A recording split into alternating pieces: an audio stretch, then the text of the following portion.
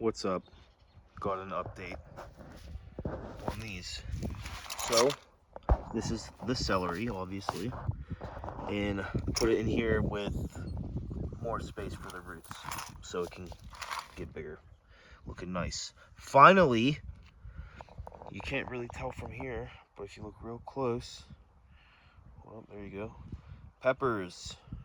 Finally. And I put like a bunch in there. Like it's like lifting up a little pad of dirt in there, you can tell.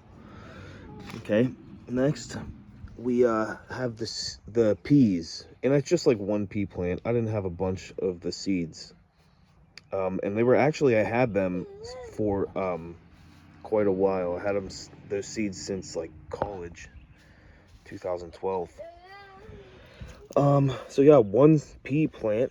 I mean, unless the other ones sprout, but I doubt it. And disappointed, but this is the tomato, and I want to have more than one plant of each. I want to have a bunch, but none of the seeds are doing their thing. Maybe it's a little early, maybe it's a little cold. I'm gonna throw a bunch more in a different container, like a bunch, and just see what takes off and use those.